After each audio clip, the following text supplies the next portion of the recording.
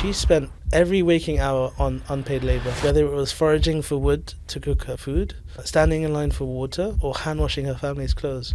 And she said, I don't have a generator and I don't have running water. I said, I'll make you one. I made a conscious decision to quit my job with nothing. No safety net. 80 to 90% of those populations still hand wash clothes. If you're looking globally, that's 50%. There was a salad spinner in the corner of the kitchen on the shelf, and we took it off the shelf. We took off our socks and we started washing the socks in the salad spinner.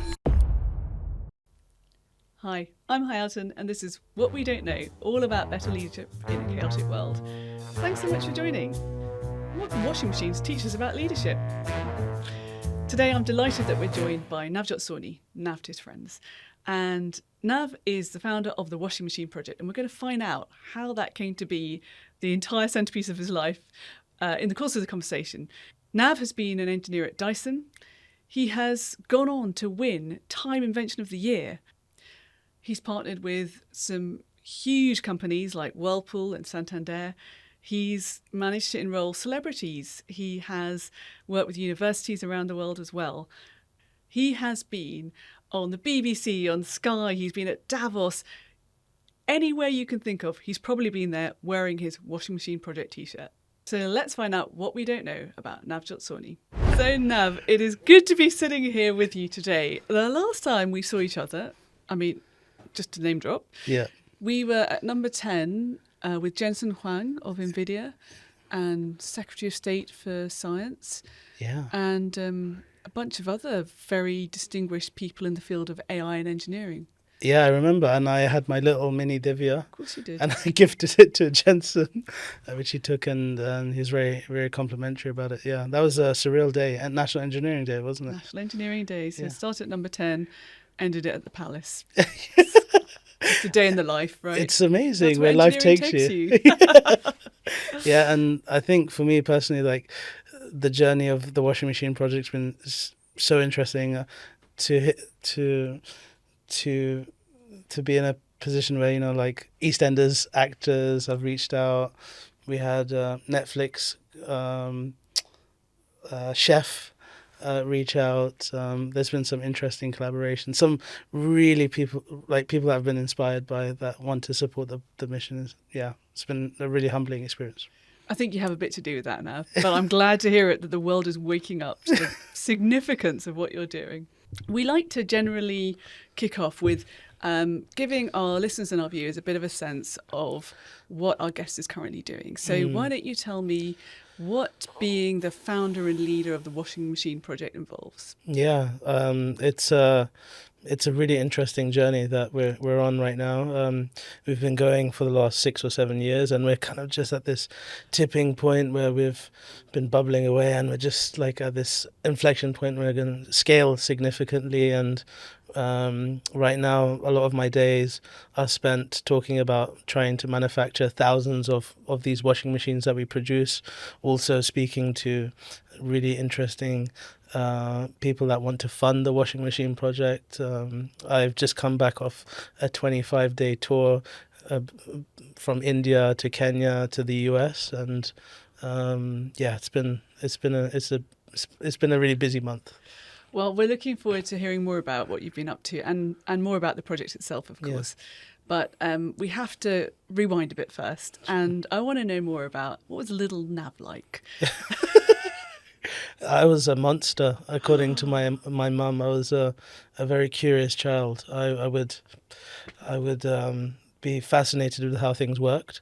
My father was an engineer. He was an aerospace engineer, and I'd be taken to air shows, and I would be amazed with these big aircrafts in the sky. I'd be looking up and just wondering in amazement of these massive objects in the sky.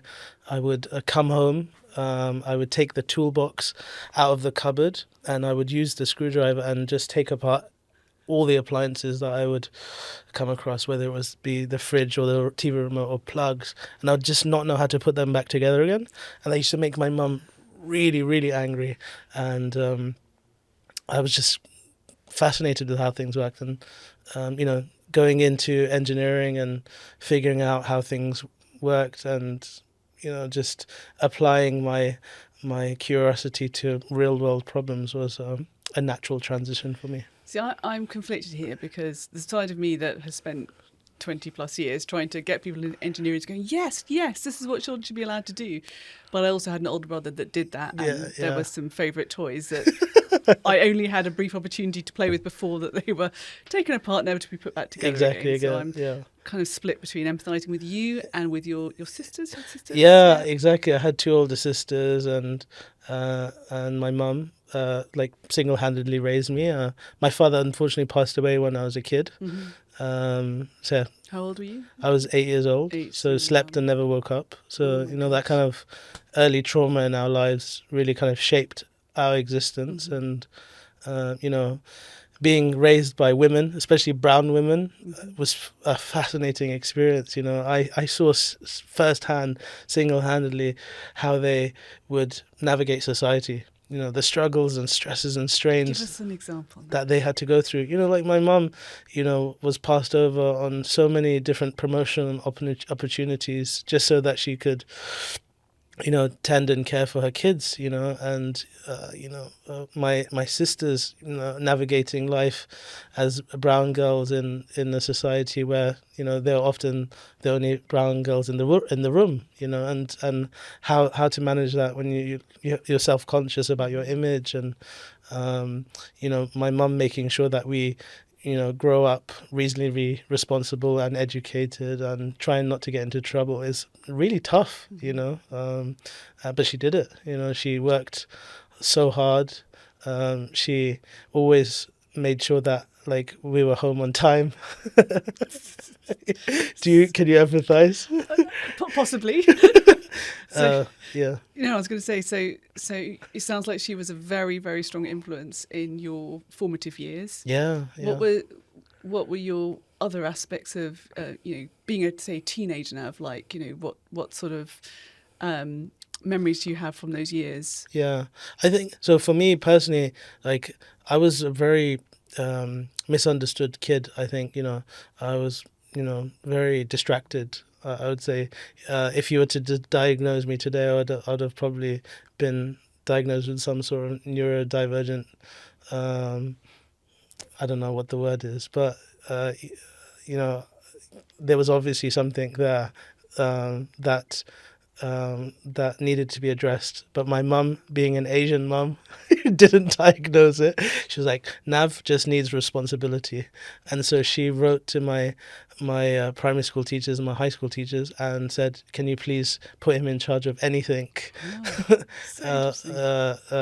Any position of authority. So, I became a school counsellor for my class. In primary school, I was a hall monitor.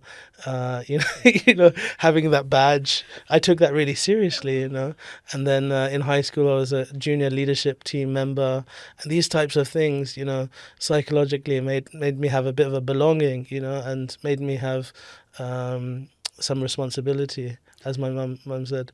So I think she found a hack to try and figure out what I needed at that time to stay focused on what she felt like was an important thing. So fascinating, because I was going to ask you about early experiences of leadership. You've already volunteered them. I mean, primary school, that is early to be self-identifying as a leader. Yeah, actually, think of it, it's a good example of early leadership. So you thanks to your mum, you got going early. Yeah. Do you think it made a difference if you look at your peers and other people who maybe had some of the same challenges in their life at the time? Yeah, I think so. I think I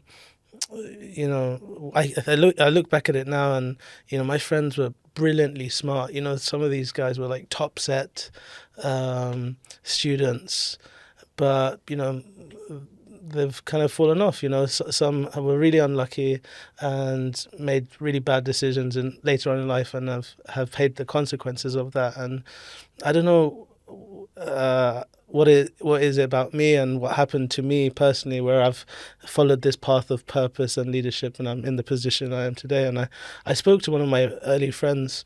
I caught up with him last year. He'd seen some of my stuff online, and he was like, Nav, the difference between you and us was that you dedicated yourself, and you were always really, really passionate about what you wanted to do, and that was the difference. And I think that was so important compared to some of my peers at the time. So you realised early on you had that spark, and that when given a position of responsibility that you could step up. So talk us through how that then took you into a career. Yeah, I also want to mention that my mum put me into Scouts. There you go. She's going for the full bingo card of Extra. leadership positions. So yeah, following this kind of,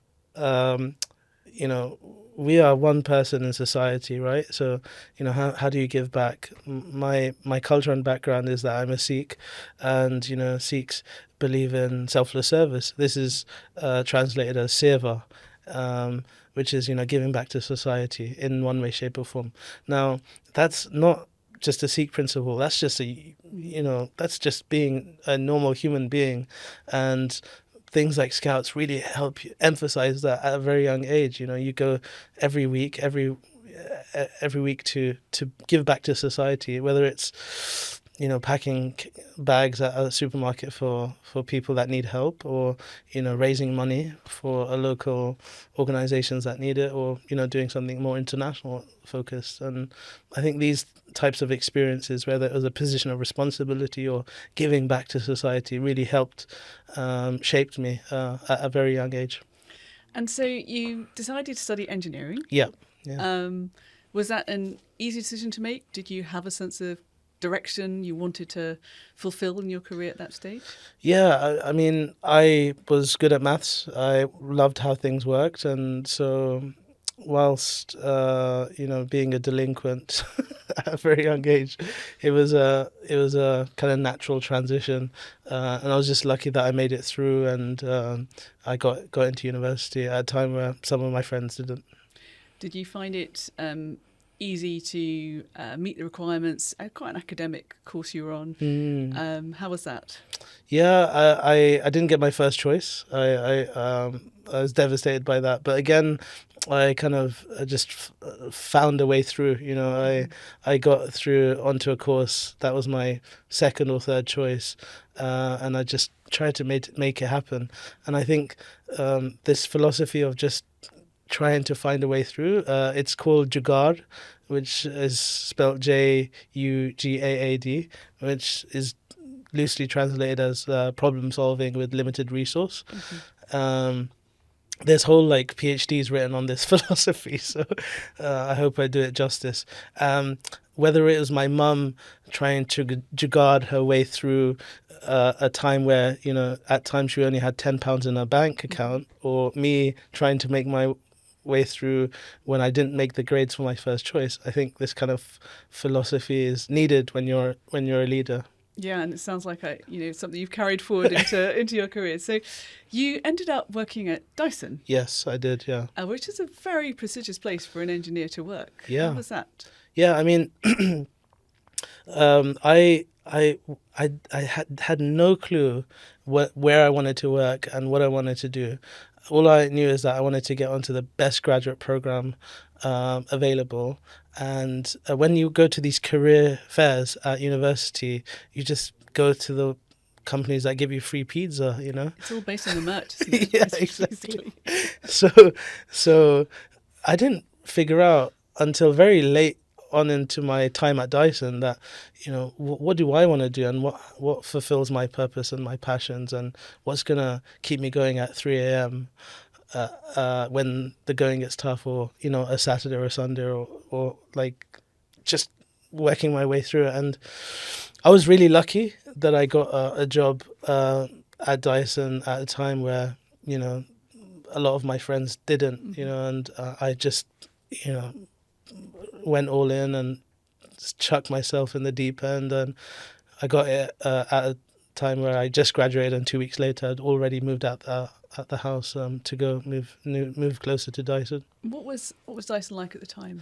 It was a fascinating experience. I was the only brown person in the room, so that was also very interesting. But I felt like I was on cloud nine. I remember looking at the organization chart, and I was 7 from the bottom, and I was like, how do I? This is my job for life. I am going to stay in this company forever, and I will move my way up the rungs of the ladder. That's what I I generally love thought. that. You literally join as a graduate and you're like, okay, just 7 rungs to go before I'm the CEO. Yeah, exactly. And and that was just from a kind of job point of view. But on a day-to-day basis, you were given so much freedom to innovate and try new ideas and test and fail, and failing is good. It's really, really good to fail, because you get closer to knowing what works, and I think that's missing nowadays. Oh, and of course, Dyson famously, I don't know how many thousands, was it like 4,000 Yeah. failures before he, achieved a prototype that he felt was worthy of pursuing. Yeah, and I think that those kind of simple ideas about just trying and testing and putting physical stuff together, and then seeing what works and what doesn't, and putting it in the hands of someone who's going to use it as quickly as possible, was really, really instrumental in what we are doing today. Yeah, that focus on user experience, again, a real feature of great design. So Exactly. you were living the dream at Dyson, just, ticking off the rungs of the ladder before you could take over from the big boss. What happened? Yeah, I mean, that dream went up into smokes when I think 2 or 3 years into my roles at Dyson, I was sitting around a table, and there was 20 engineers, 20 brilliant engineers, some of the UK's best engineers in the room, and we were talking about how to reduce the cost of a £500 vacuum cleaner by 20 pence. And I realized that every bit of good engineering that I'm doing in this room right now is basically making a vacuum cleaner for a rich person. And I felt that surely there's more to life. I've been blessed with skills that can help or hinder the planet. I can create something with my ability that could help people en masse, and at the same time, I was traveling to India every year. My mum used to take us to India every year, and I used to see poverty everywhere. And I thought, this is a brilliant opportunity for me to at least try help the planet through my engineering. So I took the plunge. What did your mum think of your decision to abandon a very secure, prestigious, well-paid job to do something that was much more motivated by your passions? Yeah. She obviously could see both worlds, but she'd worked very hard to get you to have those opportunities. I mean, and my mum sacrificed her life for her kids, and for me to turn around to my mum and say, "Mum, I'm not happy in my position, and then I want to quit my job," something that I've worked 20 plus years to be at, was a really tough conversation to have. She didn't speak to me for over a week.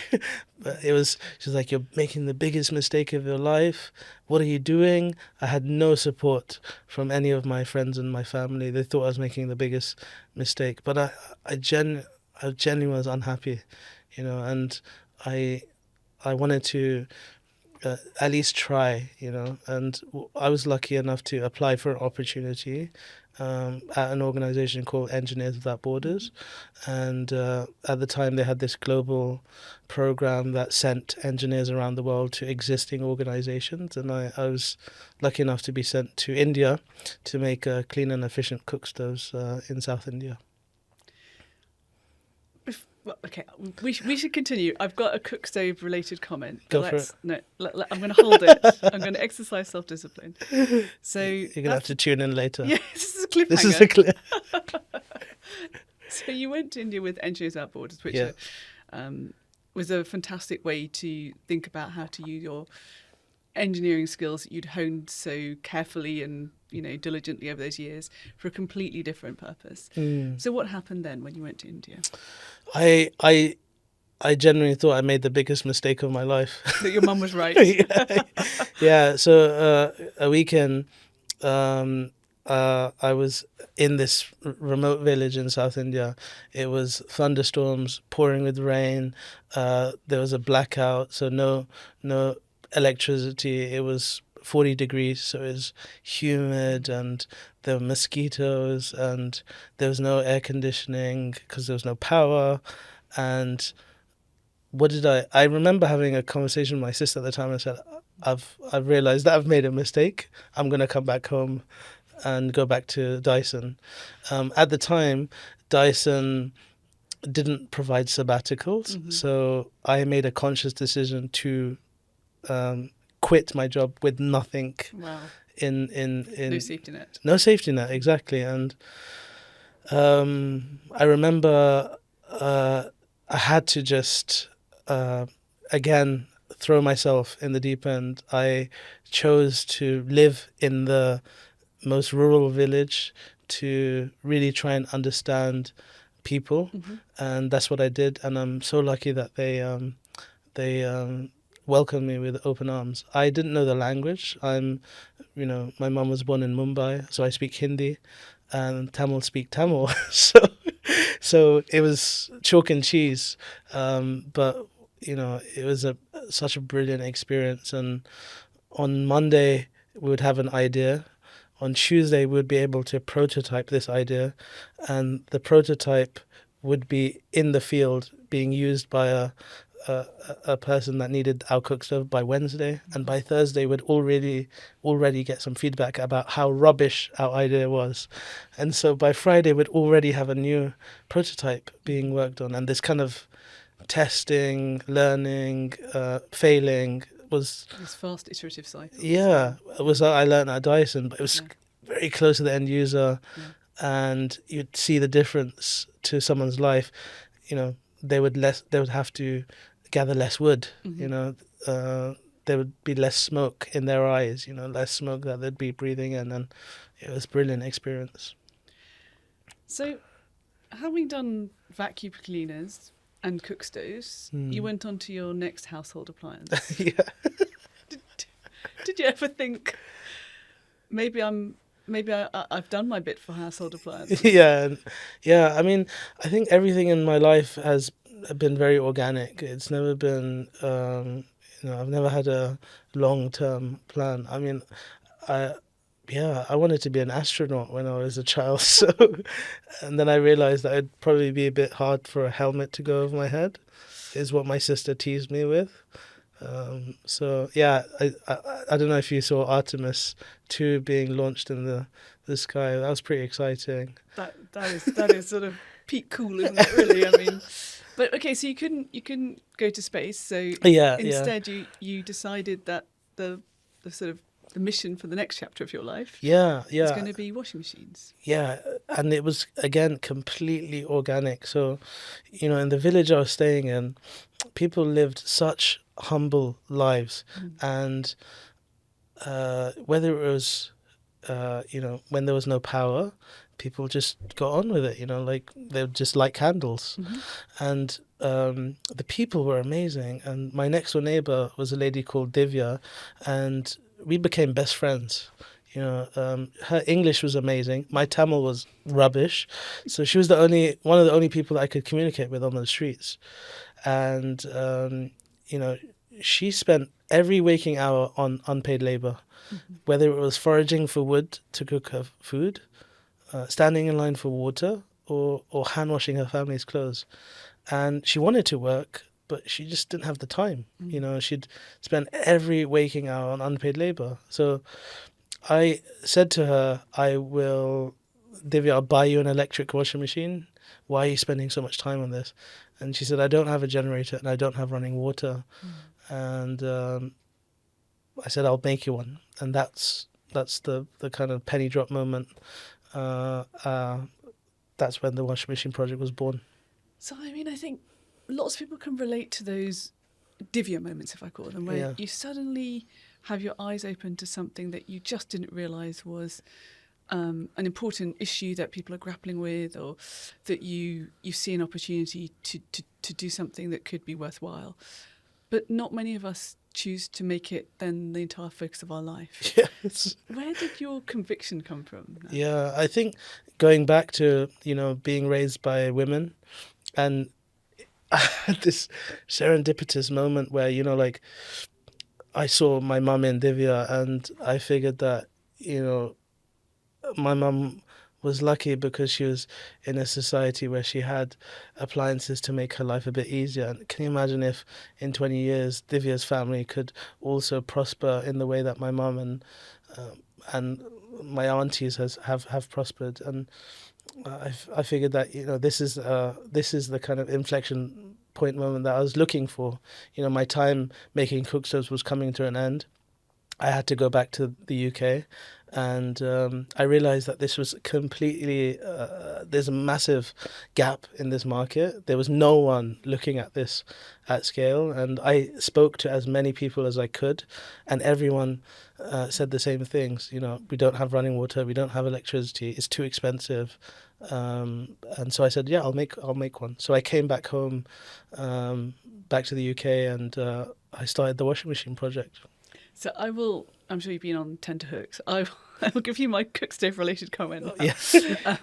So I've many years was involved with something called the St Andrews Prize for the Environment, Yeah. and for every decade. And I cannot tell you how many cook stoves we saw during that time. I think every year maybe a third of the applicants would have some new model of cook stoves. In all that time, I never saw anybody who came forward with a novel idea for a washing machine that could provide the kind of benefit that you have decided to focus on. Interesting. That's in fascinating. the Global South. So give us a reminder for those of us that aren't familiar or don't know all the stats. Why is this so important? Like, this has a huge impact on people's lives around the world. I think that's a fascinating story, by the way. Thank you. I'm not sure. But it kind of scares me though, because I'm thinking to myself, why am not? So what? Give us a sense of scale for how important this is. Yeah, I mean, so everyone has to wear clothes at one point in their life, and everyone has to wash their clothes at one point in life. Electric washing machines were invented over 100 years ago, but if you look at low to middle income countries, 80% to 90% of those populations still hand wash clothes. If you're looking globally, that's 50%. So 1 in 2 globally hand wash clothes, and the burden of hand washing clothes, unfortunately, is disproportionately placed on women and girls.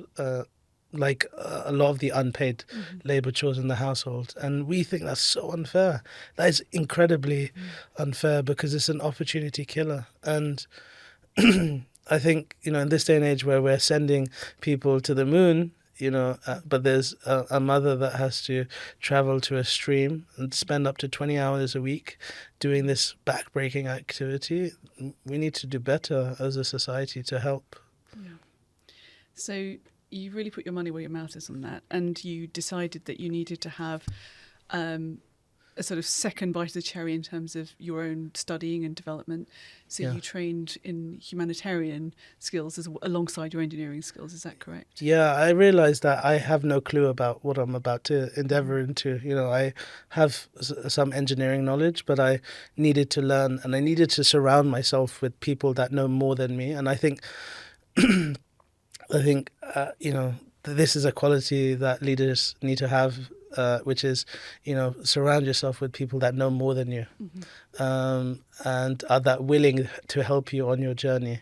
And I've been really lucky that when I enrolled onto my course, I started pitching this idea to my peers who had, decades of more experience than I did in the humanitarian sector, and they taught me everything that I know right now. And it was just one conversation with one of my peers who was a senior director in one of the large NGOs in Iraq, who said, why don't you come over and test your machine with some of our refugees in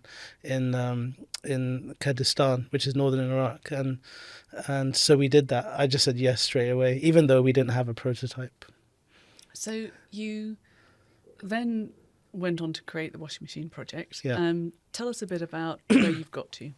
So, I mean, to fast forward 7 years, we've kind of iterated our machine. It's called the Divya washing machine.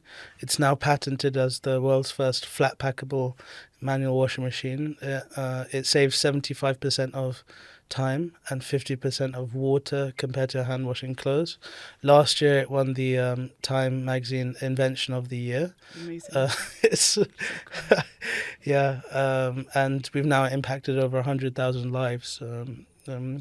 Moving forwards, we want to get to 1 million people by 2030, and we have some incredible partners who are helping us along the journey. Whirlpool is one of them. They invented the electric washing machine over 100 years ago, and we've had Jaguar Land Rover help us, and there's been others as well. That's really extraordinary, and your leadership challenge is very different to some of the people that have sat on that chair before you. Yeah. So when I think about people who run organisations with 100,000 people, there's a complexity that comes with that. But you have a different sort of complexity to grapple with, because you're leading in a sort of blended movement. Yeah. You've got your core staff, teams of engineers, you've got your volunteers, you've got your partners, like, given Whirlpool as an example, who are bringing kind of pro bono effort and sweat equity.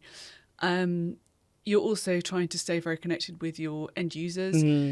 Tell us a bit about how you have learnt to lead a movement, Nav. Yeah, I think for me is just trying to inspire as many people to prioritize this problem. Divya's story is the key story to unlocking support and inviting people along the way to help, and just trying to get as many eyes on the problem as I can. So I remember in the early days, I would write to my primary school, high school, saying, I'm working on this idea. Can you get it into the newsletter? That became speaking to local newspapers. That now became national, then international, and last year we launched a BBC documentary. This type of ripple effect and continuous communication with people. This every single day being consistent is where I get my joy, and asking for help. Do you know someone that can help with this problem that I have? And just being really relatable and having no ego. So people... Does that come naturally? Yeah, I think so. But if you speak to my my mum and my sisters now, they could not care less about any of the awards or any, like, the BBC documentary or the Time magazine Invention of the Year. I remember when that launched, my nephew said his first word, and on the family WhatsApp group, it was more about Kian than the award that I won. So I like that. I like that. I'm getting the sense that you might be banned from talking about washing machines at the kitchen table. No washing machine talk. They couldn't care less about what I do, and I think that's important to remain humble. And I'm here to serve people who hand wash clothes, and that's what I'm going to do. So that connects with the next area I wanted to explore, which is that obviously all leaders can benefit from being good storytellers. Yeah. That's one of the best ways just to connect with people. Yeah. And you have just described how you've had to marshal that storytelling skill and effort to create this movement, to create the energy around the movement, to bring more people in alongside you. And it's interesting that you have very much centred this around Divya. So you've kept her at the centre of the story as to why the washing machine project exists. Your machine is named after her. It is, yeah. Do you ever worry about having personalised it so much? I think in the early days, yes. When we started getting massive exposure, people were knocking on Divya's house. There were people that were interested in her, and it was only back in 2024-25 when I went back to Divya's village, gave Divya a manual washing machine, and everyone in the village the same machine. She said something really important. She said, Nav, you've made this promise to me. You've honored this promise. Now you've had millions of women just like me around the world that need this. Go find them. That's what you need to do now, and that's what we're doing. And I think it was like a bit of a thank you for doing this for me. Now go find the rest of the people that need it. So that's what we're doing. And you've been successful in getting a lot of high level attention. I mean, the Time example is just incredible. But those of us that live in London would also have seen your posters around and the about. Billboards. Yeah, tell us more about that. Yeah, we've got this really great partnership with JCDecaux, one of the largest out of home billboard companies in the world, and we're one of their partners, and they put our advertisements on some of the most interesting places around the country. So I think last year it was about 10,000 billboards. But yeah, we've had some incredible partnerships come out of that. Most recently, Domestic and General, who are an appliance insurer, and so one of their CSR employees saw it at Wimbledon Station, Googled it when they got to the desk, and then 18 months later we have a partnership with them. So these types of exposure really do work. And it just happened on a conversation through a LinkedIn message. So it's goosebump stuff. Because that changes thousands of lives. And I say to my team, you just do not know who's in the room. So always show up to the places where you need to tell the story. There's a lot to unpack in that. Before we do that, I just want to ask you a question around our perception of the type of engineering technology that you and your team innovate in. So, we live in this, I would say, AI-obsessed world right now. And what you're doing is almost antithetical to that. So some people use the term frugal technology or frugal innovation. But essentially you're having to engineer for very difficult requirements at a very low cost base.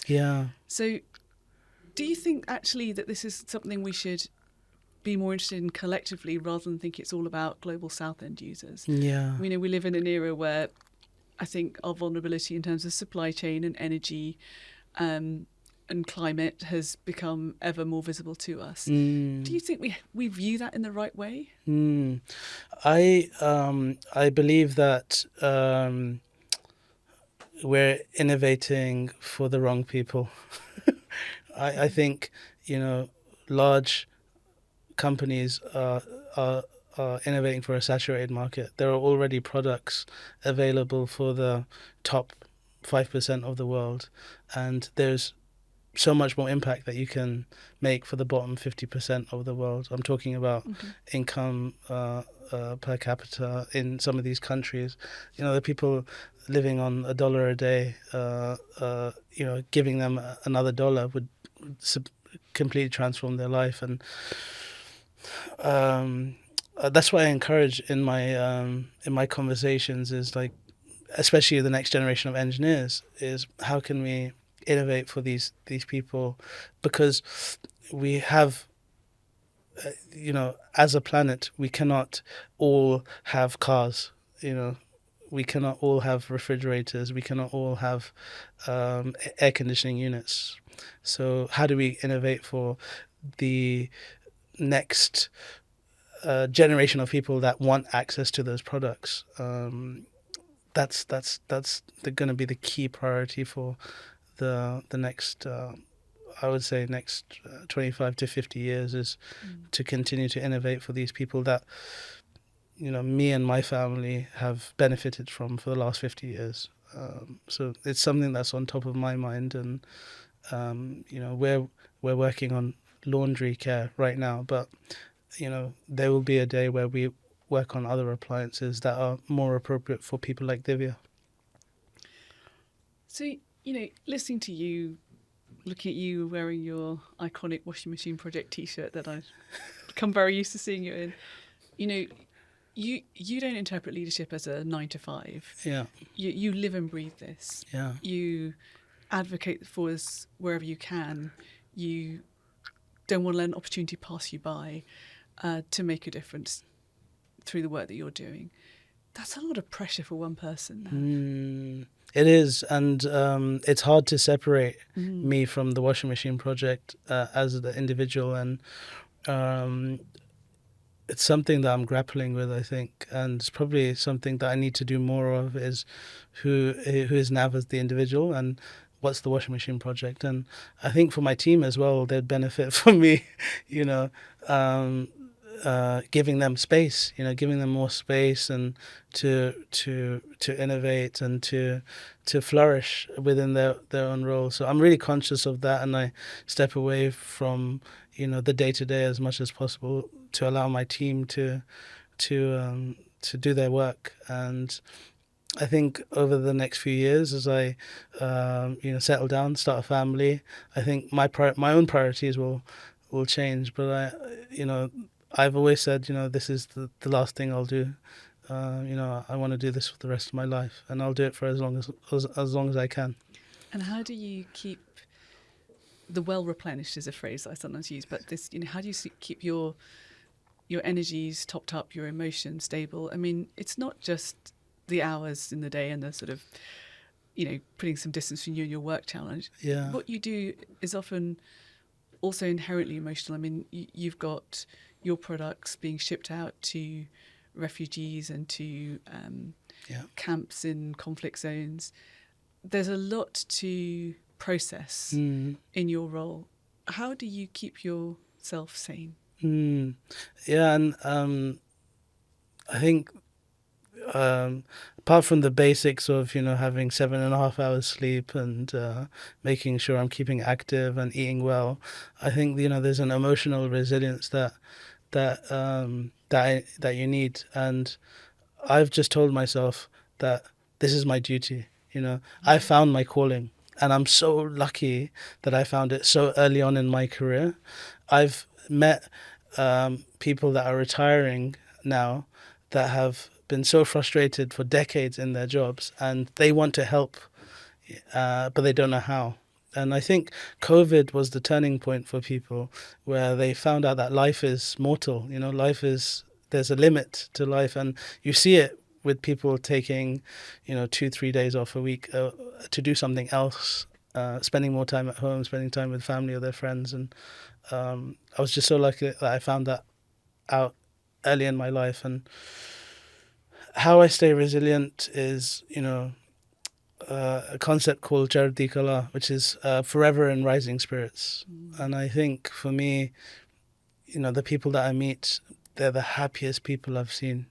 People that have had so much done to them. Life has been so tough for them. They've had, for no fault of their own, have had, things taken away from them, and they are the happiest people I've ever come across. I met a lady in a refugee camp in Lebanon who lost her house, some of her family members, and she was staying in this tent, and outside her tent was a little bush. And I said to my translator, "What's this bush doing?" And the lady said, "This is my garden." And she said, "I used to have a big garden back in Syria, but this reminds me of my house." And for me, that's what matters. I'll keep showing up for people like that. Yeah, I think there's something around the almost excessive abundance that so many of us have in our lives that makes it almost harder to remember to feel gratitude. But that is a very moving and grounding story you just told us. How do you invest in your development as a leader? I mean, your job has changed over time. Yeah. Your passion is clear. Your sense of clarity around why you're doing it is clear. But the practicalities of how you lead people and make sure that, the machines get shipped and they're manufactured to the quality level that you want. There's quite a lot of nuts and bolts to that. And you have taken this from an idea to something that's touching the lives of 100,000 people. How do you invest in your development? Yeah, and I I think for me, we're trying to do something that has been done before with other products, but no one has really scaled a solution like ours, which is a manual washing machine.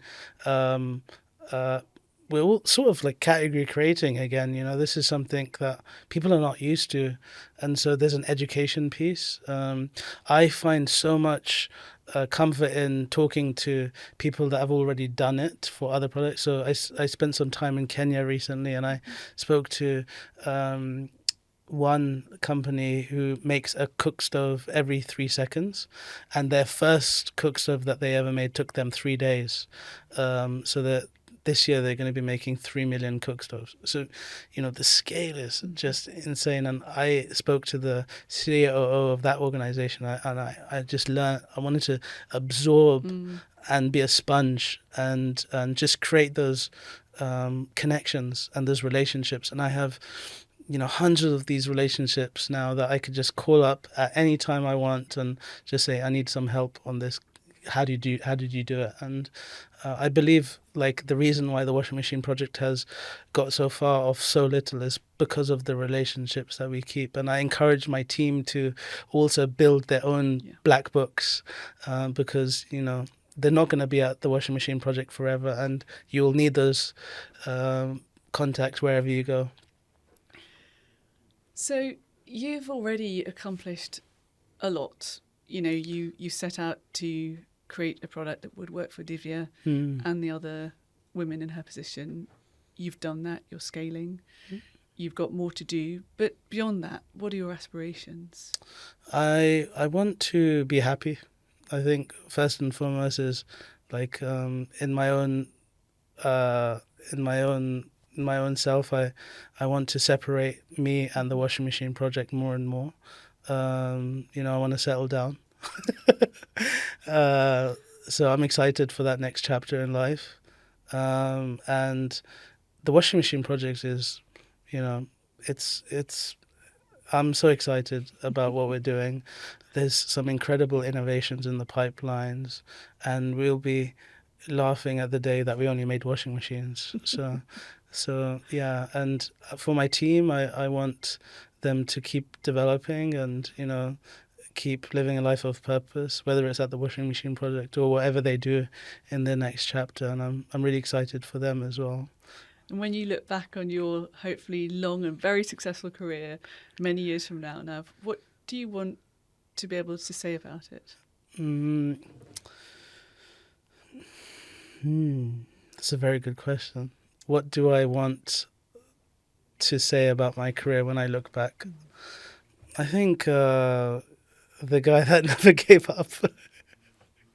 Yeah, I would love to have made a dent on this percentage.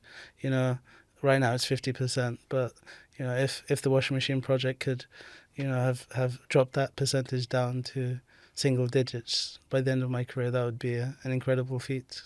So Nav, if I'm right, the prototype that you first came up with was inspired by a salad spinner. It was, yeah, my mum's salad spinner. Tell us more.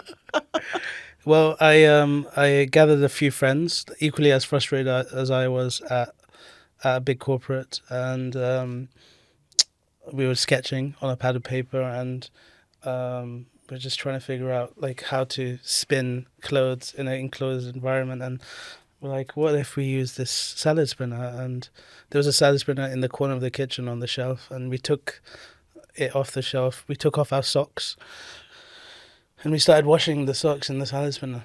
Did your mum know that? No.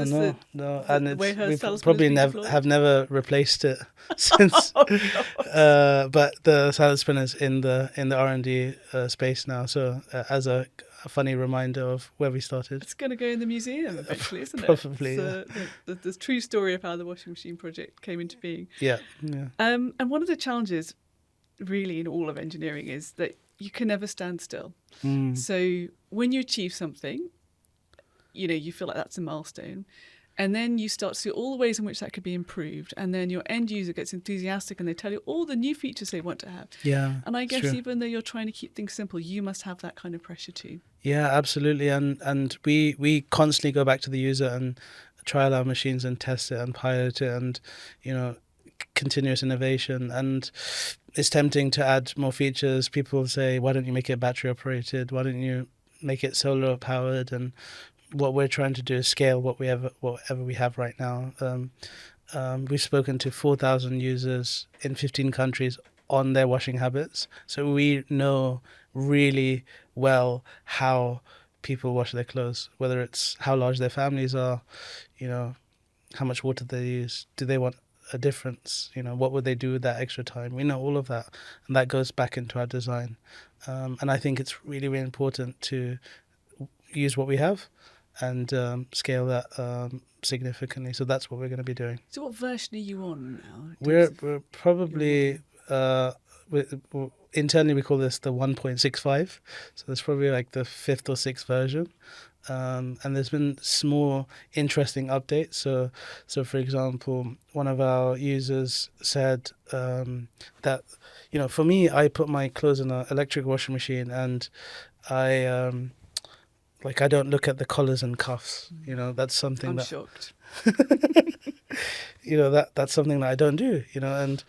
But for people who hand wash clothes, that is the first thing that they wash. Of course it is. Yeah. So this is 101 washing. Yeah.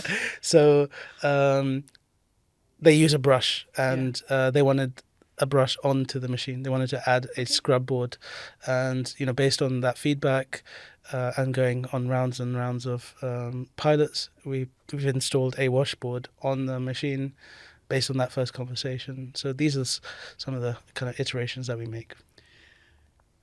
How have you found the responses from people that you're trying to enrol in this project or get funding from or get partnership from? I mean, I guess the fact that in a way it's sort of hiding in plain sight makes it less glamorous than some of, say, the medical causes. Does it feel prosaic? Do you find people responding well when you pitch it? Yeah, it's been mixed.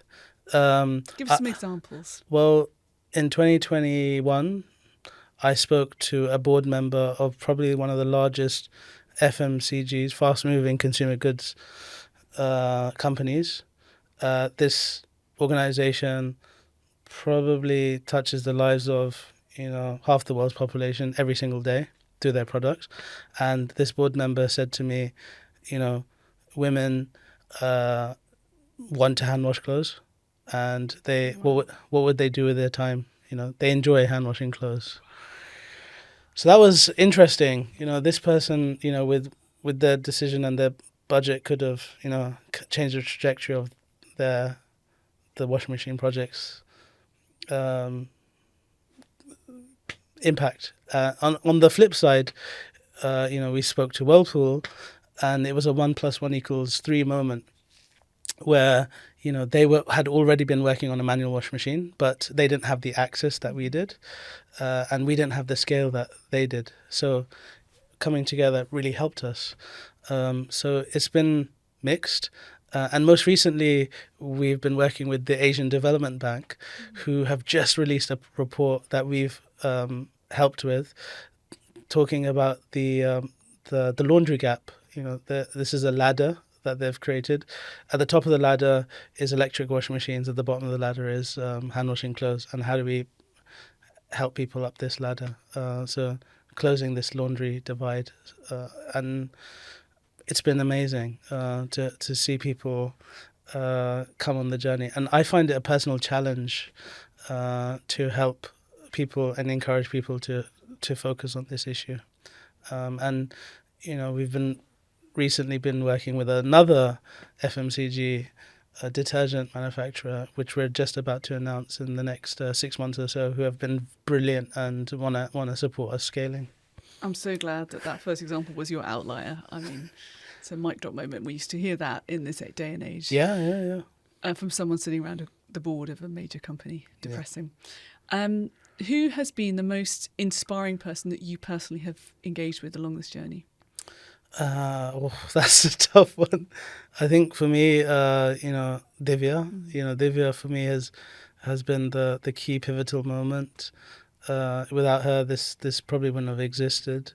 But there's been so many people like Divya. The mother in the refugee camp in Lebanon Cowsec. She has 10 children. You know, the hospital workers in Gaza who are using our machines to wash their bedding. The lady in Uganda who's called Sylvia, who has a chronic illness and never thought in her wildest dreams she'd have a washing machine.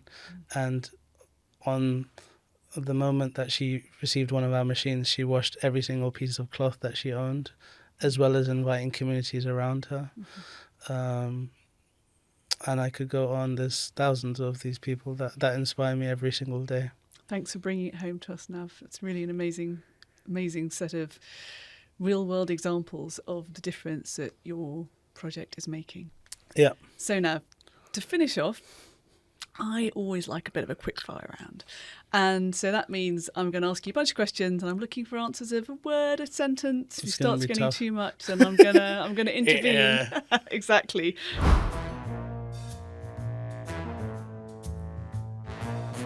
So, who does the washing in your house? I do. What's your favourite food? Pizza. What has been your most embarrassing moment so far as a leader? The presentation not working in front of 1,000 people. What happened? Oh my God, it was terrible. I had to just wing it and just I fluffed my lines, but I made everyone laugh. So yeah. What piece of music or film or TV program picks you up when you're down? I listen to a lot of Jay-Z. I feel like when I'm about to do a big speech or something, I need something to some Jay-Z energy. Yeah. Okay. I'm wondering what you listened to before this podcast. It's that or Taylor Swift. So okay. Yeah. Eclectic choice. Yeah, exactly. Right. Which app on your phone do you get most value from? Probably LinkedIn. I think that's where I reach out to anyone and everyone that I want to connect with. It's a tool that's helped grow the washing machine project significantly. That and WhatsApp, because I love speaking to people from all around the world, and I'm a massive voice noter, which frustrates so many people because I'm always on the move. You either are or you aren't. There's no in between, is there? Exactly. What are you still working on as a leader? Communication, I think, trying to just be a better communicator, not assuming that everyone knows everything all the time. And if you feel like you're over-communicating, you're probably not. What is the most important quality that you look for when you're hiring? Passion. You can teach skills, but you can't teach passion. You need to be hungry for it. And you can probably tell within the first 30 seconds if someone's passionate about the cause. What phrase do you most overuse? Disproportionately. That's so specific. I love that. It's funny because my sisters know my story inside and out, that when they see an interview online or on the TV, they take the piss out of me so much. They're like, disproportionately. And it's a meme now in my family. Well, you do know the role of sisters in life is to keep everyone around them grounded. So humble. I speak from personal experience. Yeah, exactly. Which leader, alive or dead, would you love to meet? I'd love to meet Barack Obama. I think what Barack Obama has done in terms of inspiring a generation and continues to inspire would be, just been brilliant to see. And I'm so lucky to have seen it in my life. See what we can do. What's the last book you read? The last book I read, I have a whole list. I read 52 books last year, so that's interesting. Okay, just name one of them, because we don't have time for 52. Factfulness by Hans Rosling. It's a classic. It's a really good book. It's talking about how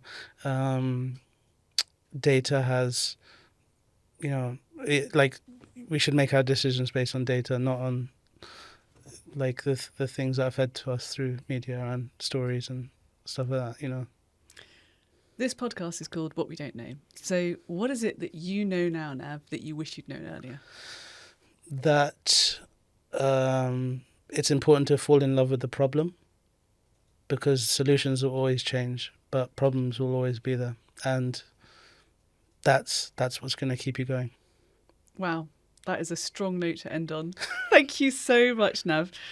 It's a truly incredible story that you have, and one that is very much a work in progress. And I'm sure that people listening will be inspired, enlightened, better informed as a result of listening to you.